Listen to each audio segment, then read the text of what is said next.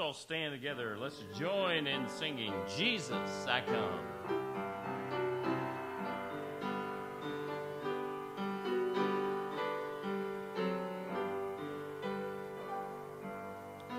Out of my bondage, sorrow, and night, Jesus, I come, Jesus, I come, into thy freedom, gladness, and light.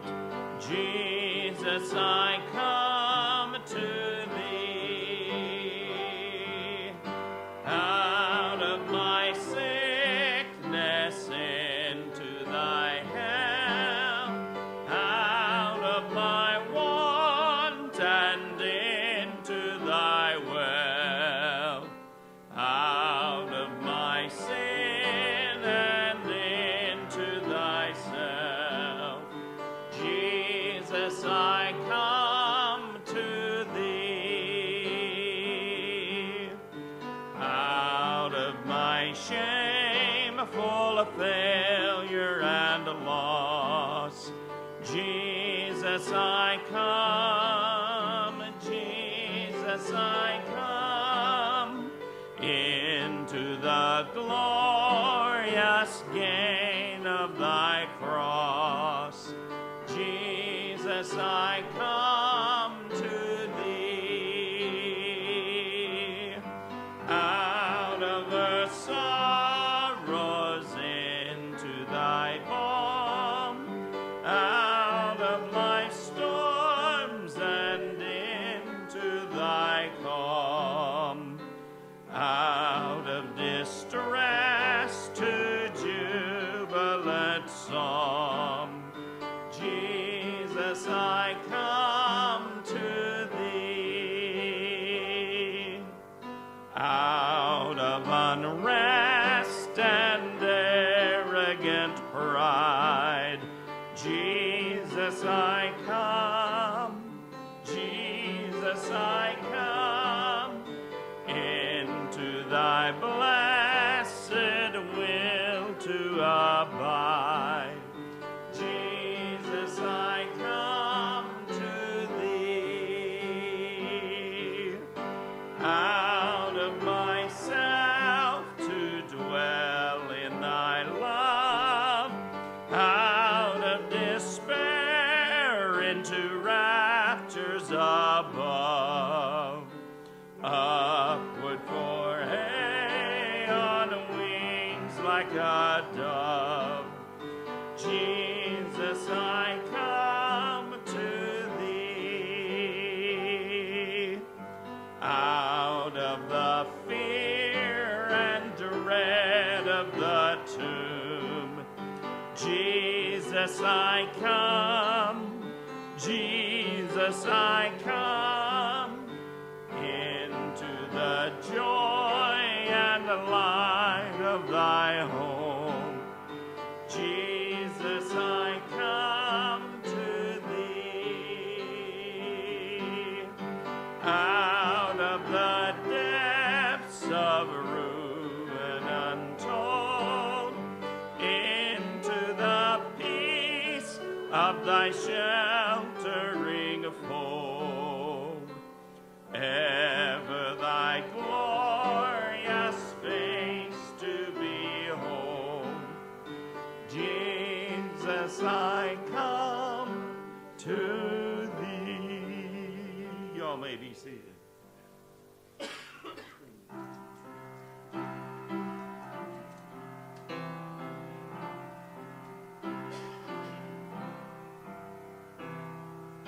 When I survey the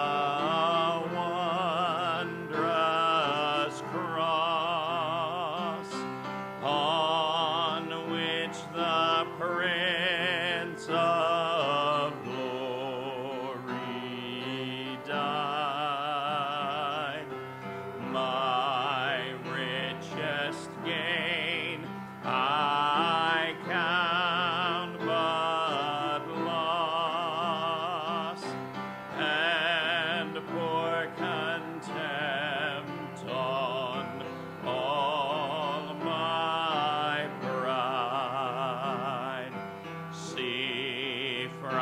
his head, his hands, his feet.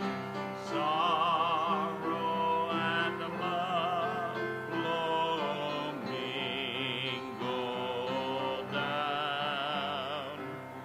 Did there such love and sorrow meet? O'er thorns composed so rich a crown. Oh, the wonderful cross. Oh, the wonderful cross bids me come and die and find that I may truly live. Oh, the wonderful cross. Oh, the wonderful cross. All who gather here by grace draw near and bless your name. Were the whole realm of nature mine, that were an offering far too small. Love so amazing, so divine, demands my soul, my life, my all. Oh, the wonderful cross. Oh, the wonderful cross bids me come and die and find that I may truly live. Oh, the wonderful cross. Oh, the wonderful cross. All who gather here by grace draw near and bless your name.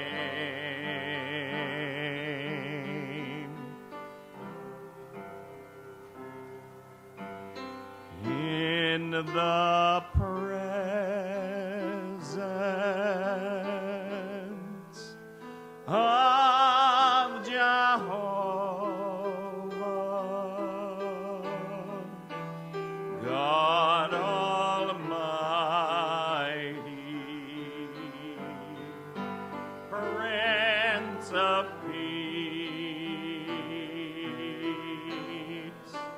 troubles vanish, hearts are mended in the presence of the King.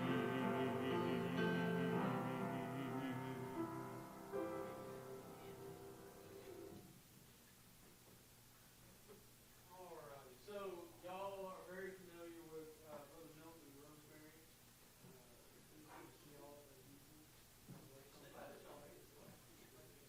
So why don't y'all come up and regale us with all that's going on with Campers on Mission, sir, and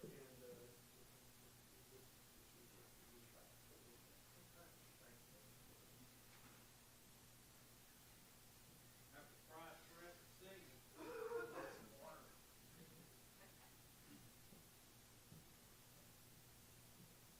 Well, it's really good to be here. This is like home. I haven't stood behind this pulpit in a long time, but it feels good to do that and to be with y'all, to see y'all. So I'm going to take a sip of this. Thank y'all. Turn my head.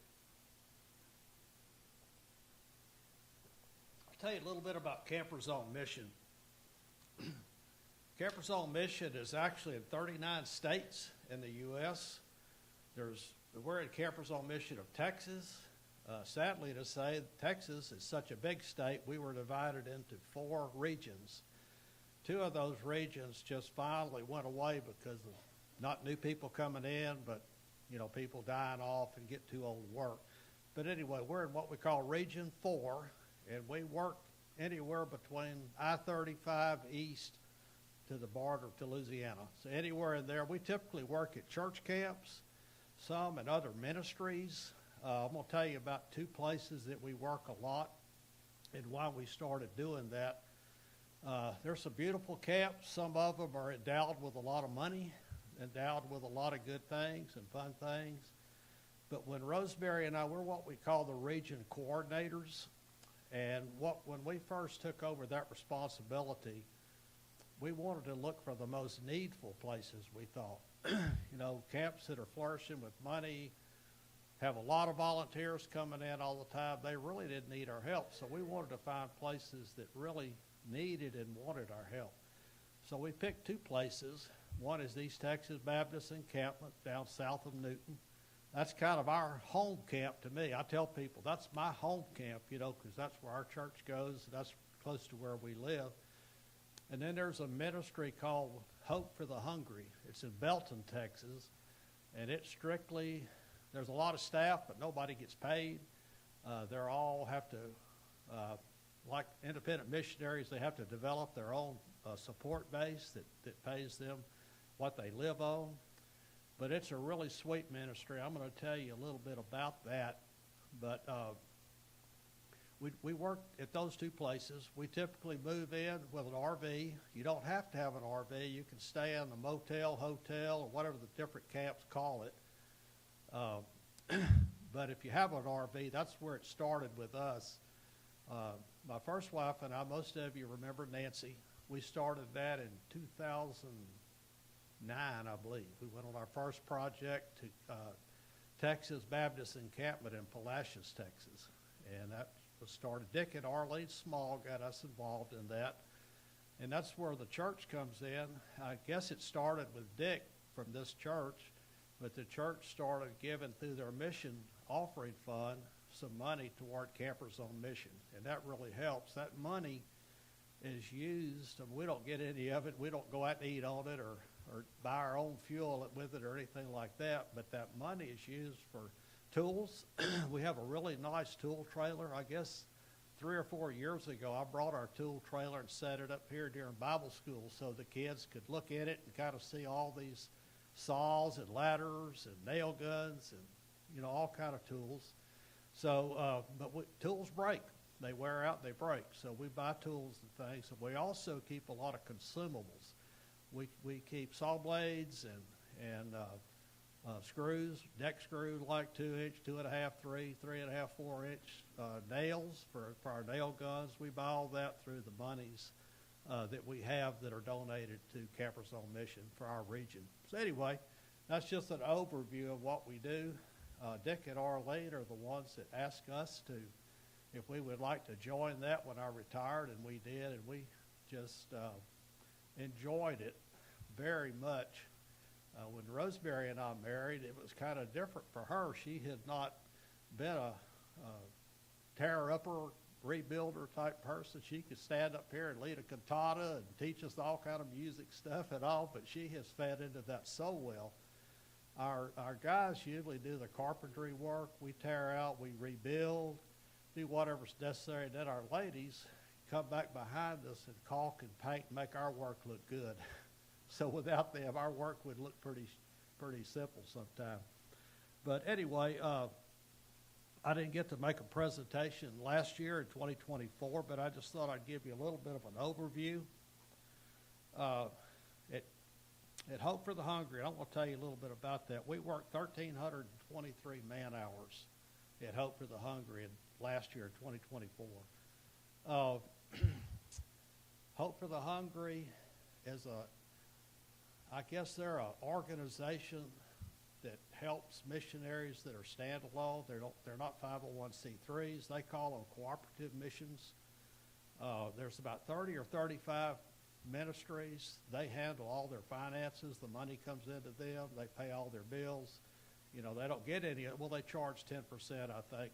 When the Romeros first started Holistic Christian Ministries, they they did all of their finances until Katie took that over. But anyway, it's a real good deal. One of the cooperative ministries there is called Being, B-E-I-N-G, Being, His Hands and Feet.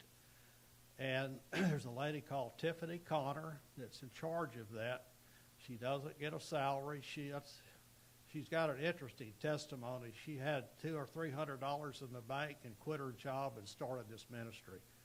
But it has blossomed. It's sort of like the closet here, but it's bigger. It's open Tuesdays and Thursdays.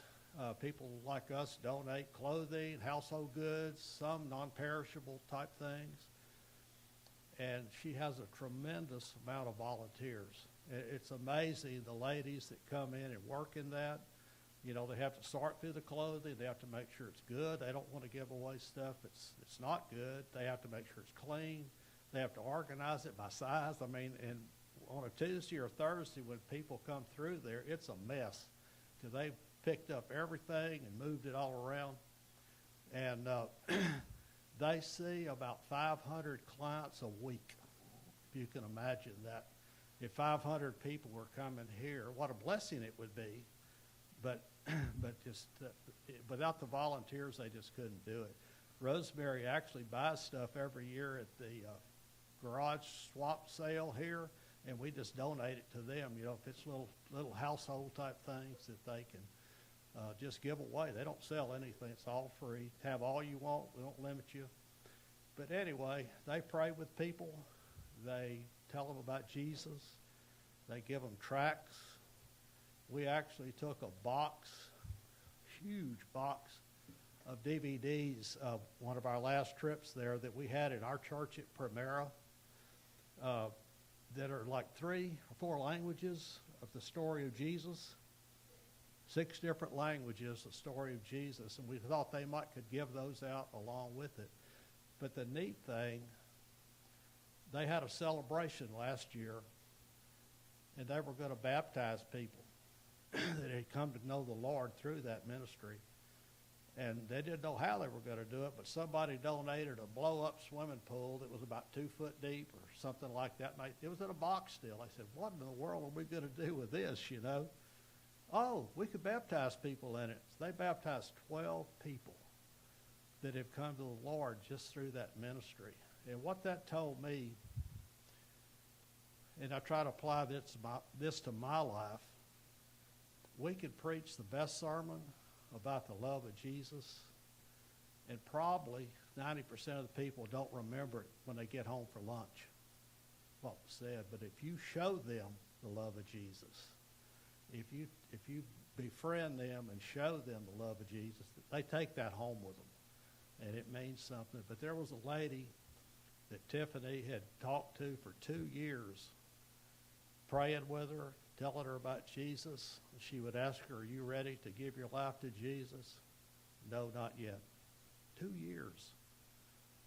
And when they had that celebration, she came to Tiffany and she said, I'm ready. And she got baptized.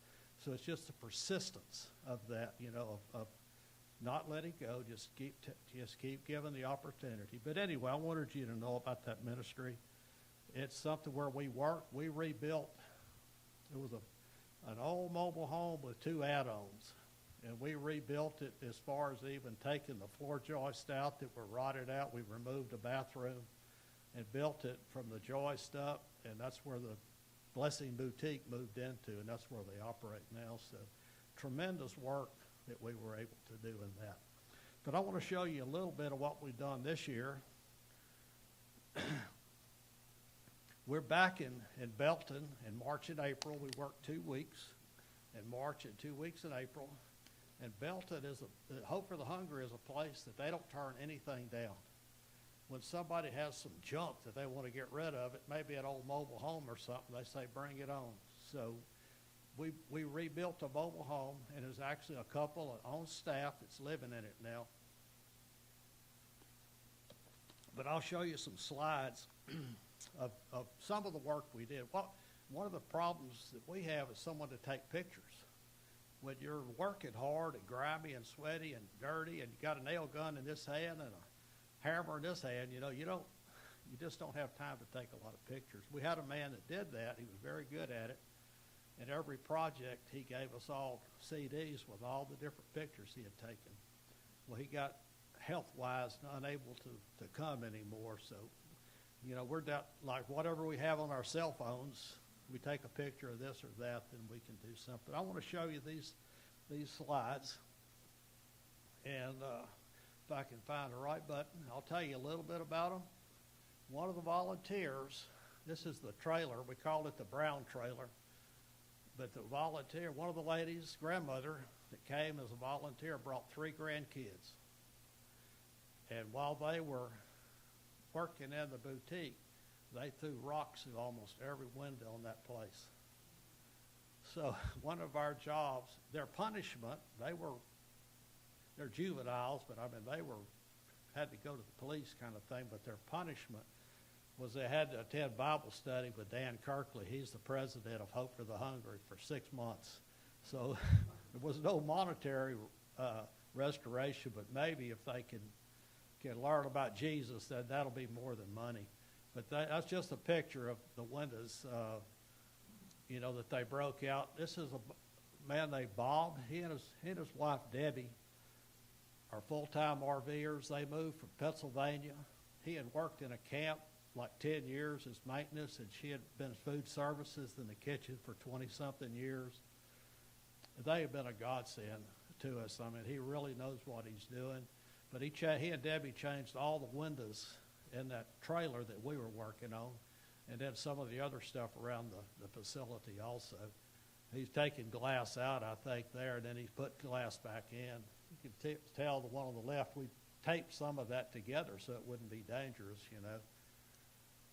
And then this trailer, the floor had been replaced, but a lot of the substructure there, that's the side, like a joist in there. Well, it's just a side beam, and the joists go the other way.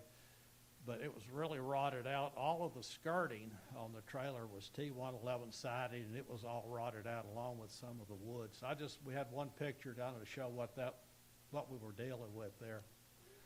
And that's me with a recip saw cutting some of that rotten wood out. And we had to replace everything that was not still solid. And we were going to put new skirting on it. I look old there, don't I? Do I look that old up here? I guess I am, huh? Yeah.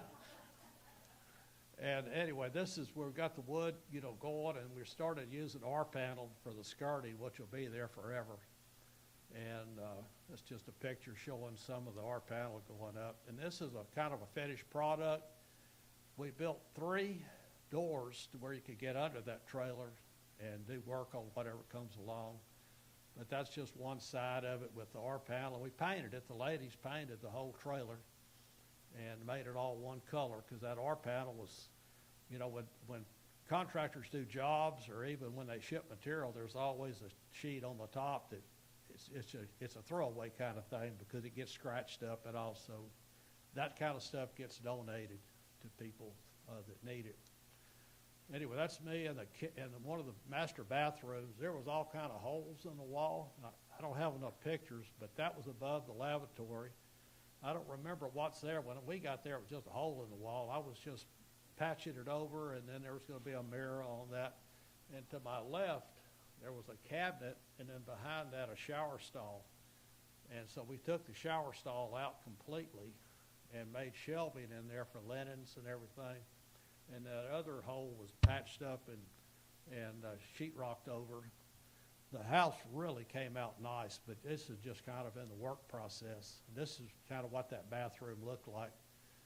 With a hole in the wall, you could see the shower back there. And it had a 6 by 6 foot garden tub in it, but it was not a jacuzzi type. And we thought, what in the world would anybody want with that? It'd take 100 gallons of water to fill it up.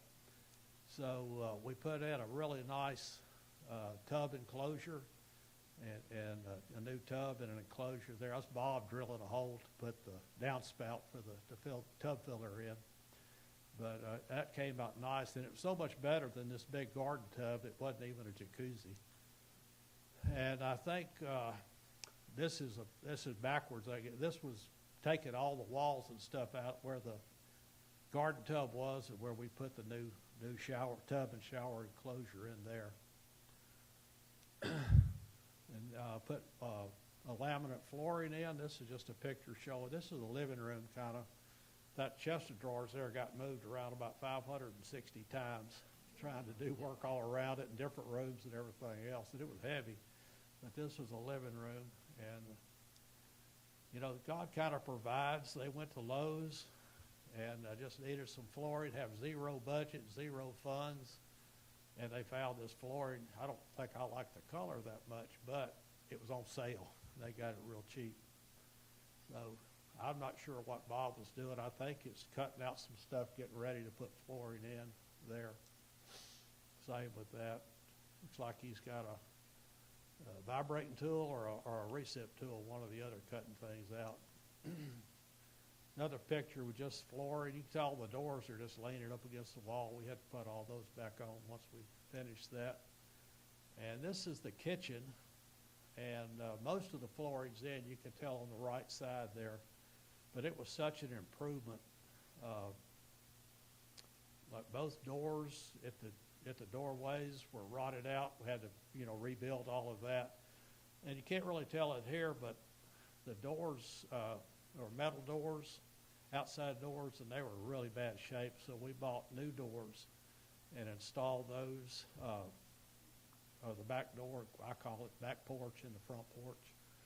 And I think that's him cutting flooring and, you know, getting ready to put flooring in. This is a saw that we keep in our trailer. I'm telling you, know, that's where the monies come in. If that saw goes bad or if you have to have it worked on, it's expensive. It's not like you just throw it away and get another one. But we have some really nice tools. That was a patch, I guess, going into the bathroom using the leveling cement to try to get the floors level where the laminate would go down on it right. And that's Mrs. Rosemary there on her little cart, and she's painting. She does a really, really good job outlining and painting, and everything in there was dark. So they basically had to put a coat of Kills on it to cover it, and then they put 2 coats of the color for the house on everything. That cart, I'm gonna try the backup button. That cart was Nancy's, and Arlene Small had one like that. And we did that first trip to Palacios. It cost me a fortune. We went to Lowe's after that. She had to have everything Arlene had. So Rosemary inherited all of that stuff, and so she really does a good job with it. And that's Miss Dale Rutledge. Her husband passed away. He was an excellent carpenter. He's a carpenter all of his life. He started building chicken coops in Gonzales, Texas when he was 16 years old. And he carpentered all over Houston, building apartments and homes, and built his own home a few times. But anyway, Miss Dale still working. Bobby passed away, and she just had hip replacement surgery when you remember how? January, and here we are in March, and she's in there painting, you know. You just can't get her to stop. That's her weeding around the front steps to that trailer. And I think this is out of line. This is probably me still cutting out some of that wood like that earlier slide. It wasn't worth trying to change the deal. Anyway, this was the back steps. We had to rebuild part of that, and we found that aluminum handrail out in the junk pile and got it attached. But you can see the new door. It's got glass panes in the front and the back. That's so those kids can have 9 different targets to throw at. I hope they don't come back or that they've learned their lesson. And then this is some of the ladies painting trim. Nan Shannon is on the left there, and her husband passed away last year. Bobby was 89 when he passed, still working, and Nan's husband, Jack, was 99 when he passed, just pretty much right a few months before this. And you can see Rosemary at the back putting Kills on that dark wood. And I think that's the last slide. Yeah. So I was going to tell you a little bit about what's coming up. We did those two projects in March and April. And September 22nd through October the 3rd, we're going to be at East Texas Baptist. And if you want to come and help, we have had some folks from Fairdale in the past do that. If you want to come help, they have, if you don't have an RV, if you have an RV, they give you free hookups, but they have motel rooms and they'll furnish you a motel room. And if you want to spend the night, you don't have to stay the 2 weeks. You can come work a day or two, just have some fun with the group. One thing that we do, it's not all work, that we really enjoy, Monday through Thursday evenings, we have devotion. It's not all just work. We get the Lord involved in it too. But Rosemary have a nice keyboard and she'll play hymns. We get to sing the real old stuff. If you're old like us, it's got some old hymn books, and we'll sing 3 or 4 hymns. And then we take turns just leading the devotion. And then we play board games sometime like that. Play a game called Joker. I don't know if you've heard of it. But some time you have a board with marbles, and we play with golf tees and the little play deals. But anyway, we have some fun too. And one thing I think affected me the most, it becomes like family. When you work with people day after day after day, and you worship with them and you fellowship with them, they really become like your family. It's like a little small church that moves around together, you know. But we've lost some real dear saints in that. Anyway, we'll be there in September 22 through October 3rd, and then October 20 through 31. Huh? I've got this. I got this off of your calendar. Okay. And we're flexible. You know, we really. We have enjoyed that. I guess this is 12 years or 13 years that I've been involved in that. And we were doing at one time 8 projects a year, 2 weeks at a time. So that was like 4 months of the year we were just gone. And then you come home and all your stuff at home needs repair and, you know, that kind of thing.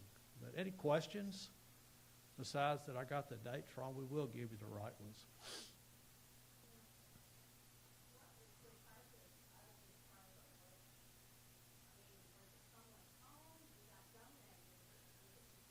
It was a home at one time. Both of these different ones, whenever they get staff, they'll try to fix up a place that they can live on site. Because, like I said, all the staff is not paid. Yeah, at Hope for the Hungry.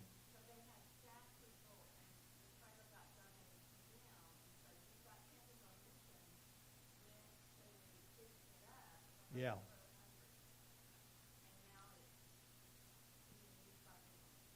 Yeah, the trailer, this one we just worked on, sat vacant for probably 2 years. There was a young man and his mother and sister lived in there, and he was doing maintenance 20 hours a week around the facility. And don't know what happened to that. He didn't work out, or he just moved on to a better type, position. But the trailer sat vacant then after that for a couple of years. And there was hope to have a new staff couple coming on. It's actually Dan's grandson and his brand new wife. They just got married back in May, and she's working full time in the office. And the grandson is looking for a church to pastor, a small church, and he's working part time doing maintenance there. So they're living in that trailer now.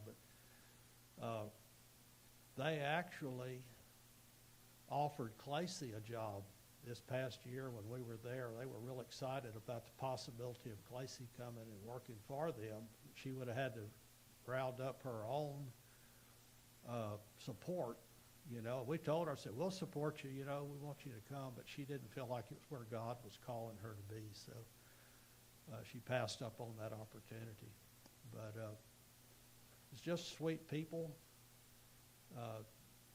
The other trailer, there had been a couple lived in that did maintenance and office work for years, and they added on 2 add-ons, and they died off, and I did not know the announcement before my time with this, but fixing it up for the Blessing Boutique has really been a blessing. It really has. So we just kid Dan. If you come in and say, I got some junk, would you like it? He'll say, I'll take it. And I'll get Campers on Mission to fix it. You know, so a lot of times, different ones of us even donate financially from ourselves to help some of the projects that we do, because they just, like camp at East Texas, they may not have the money to really finish up the project, you know, and we'll just, you know, go to Lowe's and buy some stuff, whatever we need or whatever. But that's just the way you do things, you know. You want to do what you can for the Lord. Hi, Miss Jean. Where is Belton? Belton is right next to Temple. It's on I-35 and the new Interstate 14 cross right in Belton. And it's not far from the new Fort Hood in Killeen. And so Fort Hood is not Camp Covassa anymore. It's Fort Hood again.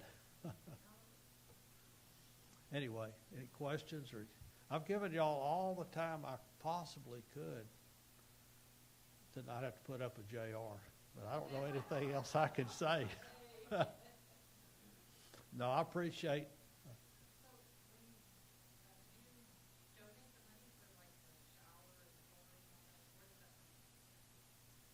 Usually the entity has money to do a project, you know, and we buy some stuff too. Like when I don't think we bought the shower, I mean, not out of this fund here, but our personal account, we bought a lot of the plumbing things and faucets and drains and stuff, PVC stuff, PEX stuff to hook it all up with. You know, it's just, we go prepared, and our friends Bob and Debbie, you know, they're full-timers. They retired, moved from Pennsylvania, and they live on a pretty limited income. They're way younger than us. And they said, but we have a certain amount that God gives us every month that we set aside to spend at a project when we go on it. And that's kind of the way we all feel. And we want it to be good. I've said it so many times from this pulpit, you can't outgive the Lord, you know. When he lays on your heart to do something, do it, because he's going to repay you tenfold, you know. So we try not to be stingy with what we have personally. But the Campers on Mission, the money that we have donated us just really is spent on tools and consumables, not anything for the projects, you know.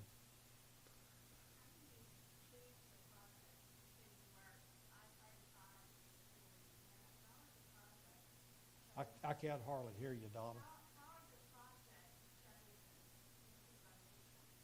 We as coordinators pick where we're going in the time frame, and then like in East Texas, we called Wes Smith, the camp director, and we said we'd like to come on these dates, and he will pick what he wants us to do. You know what his greatest need is. We did a lot of painting last year in the dorms, and dogwood, holly, and cedar. Yeah, we did just about painted all of that. A group of volunteers had come in that were highly skilled and built porches over the back concrete porch, but they built, and the walls were like this.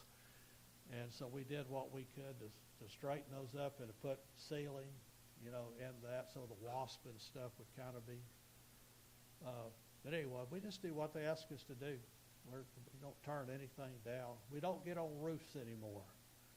Most of us don't bounce well enough to be on top of a roof. And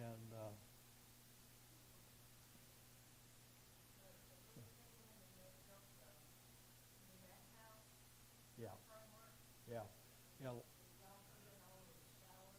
Last year, the ETBE is building a new bathhouse because those dorms in the back, if they're down at the lake or anything and they're staying up at the other end of the camp by the pool, they don't have anywhere to get to bathrooms and stuff. So, but the bathhouse is not near finished, We installed all the showers.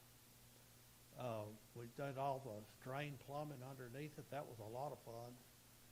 And got all the toilets plumbed in, but the toilets are not installed yet. But it's just water, you know. If water, we don't turn nothing down except getting on roofs. And I'd get on a low roof with not much pitch, but a lot of the guys don't like to do that, and I shouldn't. But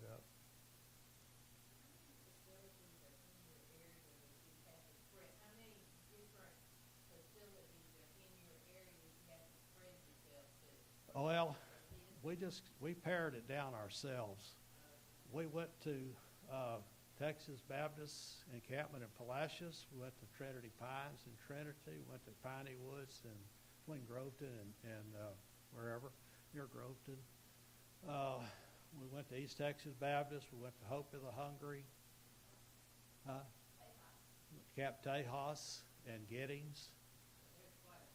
Oh, there's camps everywhere, you know, and we're not disaster relief. A lot of people get us kind of confused that, you know, are y'all going to the hill country for the flood? But we don't do that. Texas Baptist, not men anymore. What are y'all now, Sam? You got a lot of women working. They got offended, I guess, by the men thing on there. So anyway, but they do a lot of that relief work. On Hope for the Hungry's property, the Texas Baptist Men Association, you know, of that area, actually built a really nice parking lot on Hope's property. They let them do that free, but they built a really nice hard ground parking lot. So I imagine those guys from that area are in the hill country. But do you have something, Teresa? Just, I thought, you know. Yeah. Okay. I'm really getting dry mouth, y'all. But anyway, we appreciate your help in the past and in the future. And keep us in your prayers. You know, we really need the support through prayer. Keep that our rigs. I got a 23-year-old truck that I just spent $4,400 on, so it could make the trip again. So, but you know, we just do what we have to do, and God will bless it. You know, He's going to take care of us. I thank y'all for letting me take up the time, and I do want to come back and tell you about our ministry at Primera Iglesia Bautista Hispania. It's really interesting. We had a very successful Bible school, but I'm going to bore you with all of that later. I didn't have time to get 2 presentations, and if I took this long, now we've been here till midnight. We did the Hispanic church, but thank y'all.